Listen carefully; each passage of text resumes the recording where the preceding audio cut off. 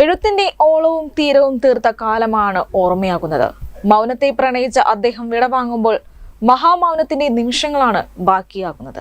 ജീവിതത്തിന്റെ തീക്ഷ്ണ യാഥാർത്ഥ്യങ്ങളിലേക്ക് അക്ഷരക്കൂട്ടുകളുടെ കൈപിടിച്ച് നടത്തിയ ആ വ്യക്തിയുടെ ഓർമ്മകൾ പങ്കുവെക്കുകയാണ് മന്ത്രിമാരായ രാജീവും KN ബാലഗോപാലനും മുഹമ്മദ് റിയാസും.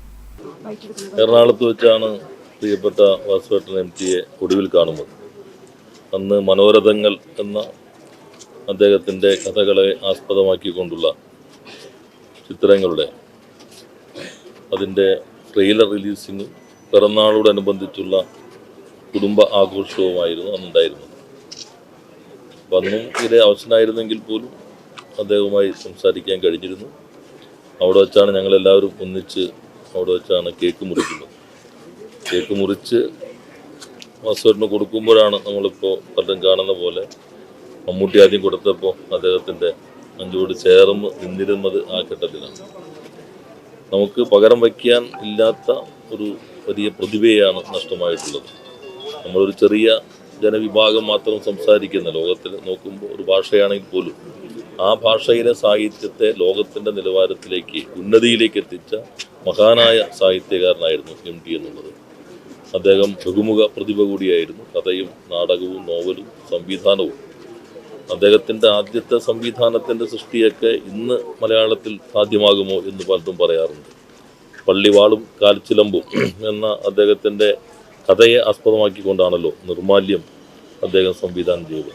അപ്പോൾ പലതരത്തിലുള്ള സംഭാവനകൾ ചെയ്തു. എക്കാലത്തും മാനവികത, നീതിബോധം, മതനിരപേക്ഷത, ആ മൂല്യങ്ങൾ എല്ലാ കാലത്തും ഉയർത്തിപ്പിടിച്ചു. എഴുത്തിൻ്റെ ഒപ്പം തന്നെ തൻ്റെ നിലപാടുകൾ ഓരോ പ്രശ്നത്തിലും ശക്തമായി ചെറിയ വാക്കുകളിലൂടെയും വാചകങ്ങളിലൂടെയാണെങ്കിൽ പോലും അദ്ദേഹം പ്രകടിപ്പിച്ചു. എക്കാലത്തും മലയാള ഭാഷ നിലനിൽക്കുന്നിടത്തോളം കാലം അദ്ദേഹം ജീവിച്ചുകൊണ്ടേയിരിക്കും. മനസ്സിനകത്ത് നിറഞ്ഞു നിൽക്കുന്ന ഒരു മഹാമനുഷ്യനാണ്. അദ്ദേഹത്തിൻ്റെ വേർപാട് അങ്ങേയറ്റം വലിയ ദുഃഖമുണ്ടാക്കുന്ന ഒരു വിടവ് തന്നെയാണ്.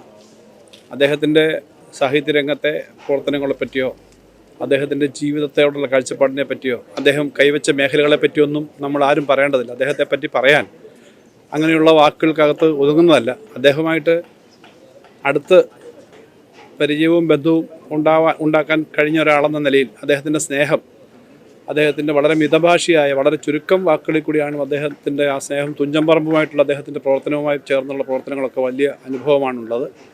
കേരളത്തിൻ്റെ ചരിത്രം മനസ്സിലാക്കാൻ ഭാവി തലമുറയ്ക്കും കേരളം എങ്ങനെയായിരുന്നു എന്ന് മനസ്സിലാക്കാൻ അദ്ദേഹത്തിൻ്റെ രചനകൾ എന്നും സഹായിക്കും.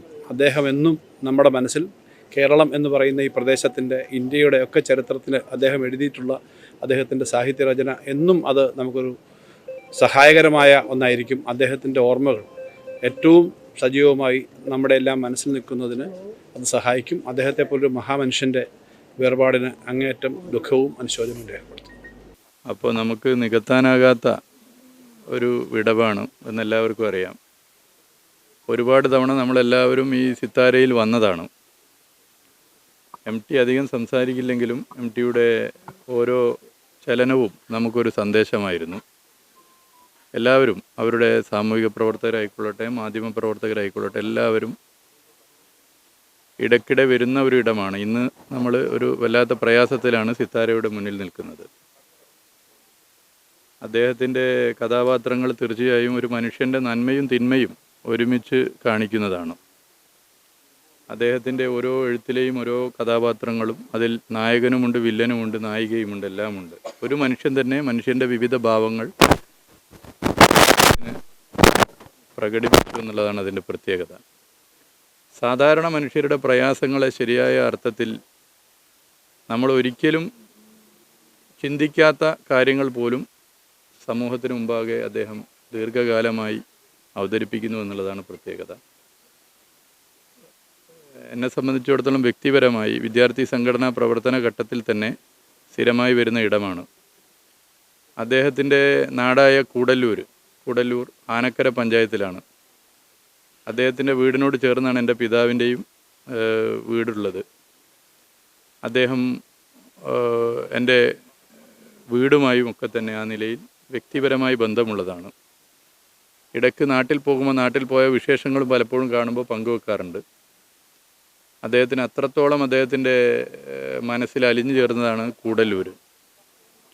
അദ്ദേഹത്തിൻ്റെ പല കഥകളിലും കഥാപാത്രങ്ങളായി കൂടല്ലൂരിലെ കഥാപാത്രങ്ങൾ വന്നിട്ടുണ്ട്. അപ്പോൾ വ്യക്തിപരമായി ആ നിലയിലും ഒരു ബന്ധമുണ്ട്. എൻ്റെ അവിടെയുള്ള കുടുംബത്തിലുള്ളവരുമായി ഇപ്പോഴും വലിയ അടുത്ത ബന്ധമാണ്. അപ്പോൾ അതൊക്കെ ഓരോ സംസ്ഥാനത്തിൻ്റെയും കാര്യങ്ങളെക്കുറിച്ച് മനസ്സിലാക്കാൻ അദ്ദേഹത്തിന് താല്പര്യമുണ്ടായിരുന്നു എന്നുള്ളതാണ്. പല വിഷയങ്ങളിലും അദ്ദേഹത്തിൻ്റെ അഭിപ്രായങ്ങളും പറയാറുണ്ട് എന്നുള്ളതാണ് അതിൻ്റെ പ്രത്യേകത.